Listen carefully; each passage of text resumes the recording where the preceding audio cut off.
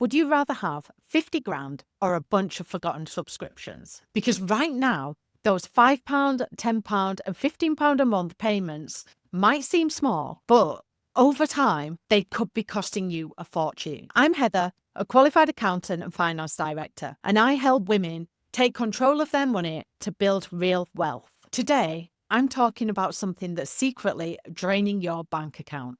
Subscriptions. Most people don't realize how much they're actually spending or how much that money might be worth if they were using it differently. It's costing them thousands per year. Companies make subscriptions feel cheap and frictionless, so you don't notice that money disappearing. In this video, I'll break down exactly how subscriptions drain your wealth, reveal the tricks companies use to keep you paying, and most importantly, help you take that money and put it to work for you for your future. Let's get started. You think your subscriptions cost you 30 quid a month.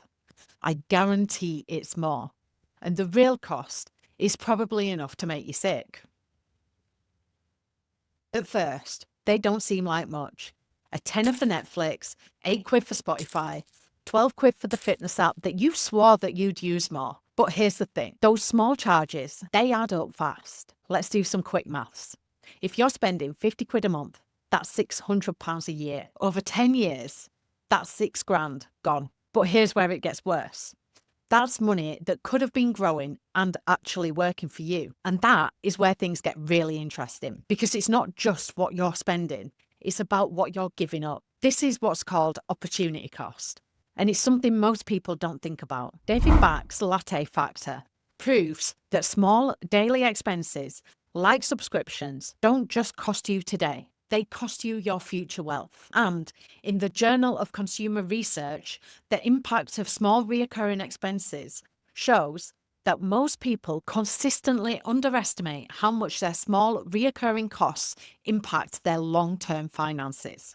So here's a little trick I use to work out what monthly expenses really cost over time. It's called the rule of 194. Take a monthly subscription and multiply it by 194. And that's how much you're missing out on in 10 years if you'd have invested that money instead. For example, spending $15.99 a month on Netflix, that's £3,102 in future wealth over 10 years. Spending 50 quid a month on subscriptions that you barely use, that's £9,700 you'll never see again. Spending £100 a month on that posh gym membership, that's £19,400 you could have put towards your future. Now, I'm not saying that you have to cancel everything and sit in silence, but if you're anything like me, you've probably got at least 1 or 2 subscriptions you forgot about or just don't use enough to justify the cost. And if you've got a weekly expense, like a coffee subscription, meal kits, or a cheeky takeaway habit, then you need to use the rule of 840 instead of 194. Multiply by 840, and that's what is costing you in lost wealth over 10 years. So, if you're spending £10 a week on a coffee subscription, that's £8,400 gone in 10 years. Spending 25 quid a week on a meal kit, that's £21,000 in lost potential wealth. Spending 60 quid a week at Greg's, that's a shocking £50,400 over 10 years. So here's the question. Do you want to keep spending on random subscriptions you barely notice? Or do you want to start redirecting that money into something that actually makes you wealthier? Because the truth is, subscriptions aren't just monthly fees. They are future wealth that you're giving up. Ever tried cancelling a subscription only to think, meh, I'll do it later? That's exactly what companies want, and I'll show you why. In the Harvard Business Review, The Psychology of Subscription Pricing, it detailed companies use behavioral psychology to make subscriptions feel painless. That's why you probably forgot about the last 1 or 2 that you're still paying for. And a Deloitte study called Subscription Fatigue found that most people don't even know how many subscriptions they're paying for. These companies aren't stupid. They know exactly how to keep you paying, even when you don't want to.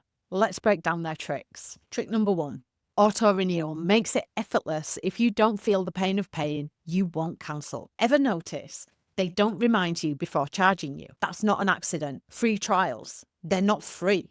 They're just a countdown to forgetting. And when you want to cancel, suddenly it's buried under 5 different menus. Trick number 2, FOMO, fear of missing out. I might need it later. It's the reason we keep paying for things we don't actually use. Maybe I'll start going to the gym next month. I don't want to lose my playlist. What if I do feel like watching Disney Plus in 2 months? If you haven't used it in months, you won't miss it. If you've ever paused a subscription and forgot to restart it, that's proof that you don't need it. Trick number 3 is bundled pricing that makes you think that it's a deal. $8.99 a month doesn't sound like much until you realize you're paying that 10 times over. It's just £5 a month. Cool. But what happens when you've got 10 of these just £5 charges? Amazon Prime, Spotify, Netflix, Disney Plus, meal kits, gym memberships, cloud storage, magazines. The list just goes on. And have you ever noticed how companies guilt trip you when you were trying to cancel? Are you sure? Because you're going to lose access to all of these benefits. They make cancelling feel like a loss, not a smart financial decision.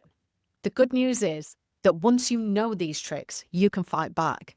Make auto-renewal work for you. As soon as you sign up for a free trial, cancel it immediately. If you actually need it, you'll resubscribe. Kill FOMO with a reality check. Haven't used it in 3 months, then you won't miss it. Look at the total, not the monthly costs. Add up all of your subscriptions annually and ask yourself, would I pay this as a lump sum up front? Let me guess. You're thinking, okay, I get it. Subscriptions are expensive, but what do I actually do about it? Well, this is where we stop wasting money and actually take action. And trust me, once you see how easy it is to cancel, downgrade, and actually put that money to work, you're going to wonder why you didn't do it sooner. So the first step is to audit your subscriptions. Time to rip off the Band-Aid. Open your banking app, type subscription or reoccurring payment into the search bar, and I guarantee that you'll find something that you've forgotten about. It happens to all of us. You signed up for that free trial thinking that you'd cancel. You didn't. Maybe it's a fitness app that you haven't opened since January, or a streaming service that you barely touch because, let's be honest, you just rewatch the same 3 shows. The next step is to cancel or downgrade smartly. Now you know where your money's going. Let's do some damage control. Ask yourself this one question. If I had to pay this as a lump sum for the year up front, would I still do it? Would you actually pay £108 for an app that you open twice a year? Does that gym membership really deserve £600 of your money if you're not going? If the answer is no, cancel it. If you're hesitating, at least downgrade. Switch to free alternatives. Spotify Free still plays music. YouTube has tons of workouts. You can always pause instead of cancelling. If they let you, pause and take a break and see if you miss it. Or you could share a plan.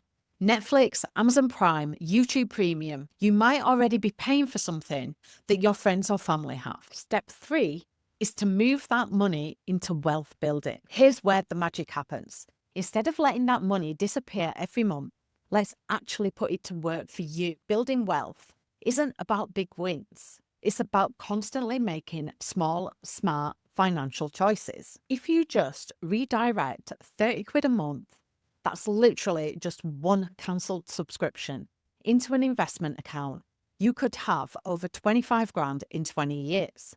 So here's where to redirect your money instead. Move it into a wealth fund, a separate savings or investment account where every cancelled subscription payment goes. Use Monzo or Revolut pots. Every time you cancel a subscription, move that money into a dedicated pot. Set up auto investing. Platforms like Vanguard or Freetrade let you invest small amounts automatically. The key is making this automatic so you don't just go spending that money elsewhere. So you've got 2 choices. Keep spending on stuff that you don't use, or start putting that money towards something that actually makes you wealthier. Imagine 10 years from now. Would you rather look back and see thousands wasted on random subscriptions, or would you rather have an extra 25 grand or more saved and invested? I've got a free budget planner that makes this easy. Grab it in the description below. Think about this. If you'd have invested the money that you spent on subscriptions over the last 5 years, how much richer would you be right now? All right, let's be real, because cancelling a few subscriptions isn't going to magically make you a millionaire overnight. But this is about way more than saving a tenner here or there. This is about where your money is going. Is it working for you, or is it just disappearing? Morgan Housel says wealth isn't about how much you earn. It's about what you keep. And cutting unnecessary subscriptions is one of the easiest ways to start. The difference between wealthy and broke isn't income, it's habits. Have you ever wondered why some people earn loads but are always skint, while others earn less and somehow have savings, investments, and options? It's not about how much you make, it's about how much you keep. A wealthy mindset is someone who actually tracks where their money is going. They cancel stuff that's not worth it and redirects that money into things that grow, like investments, savings, or even experiences that actually add value. And people with a broke mindset have money that disappears into things they don't even use: subscriptions, impulse buys, and pointless spending.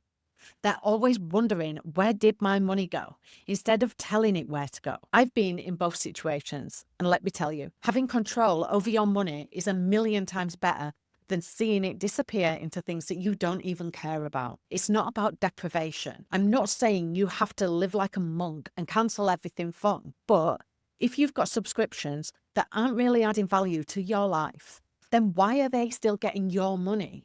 So your challenge right now is to go and check your subscriptions. Add up the total and ask yourself, is it really worth it? And if you want a simple way to track your spending and start making smarter money moves, grab my free budget planner.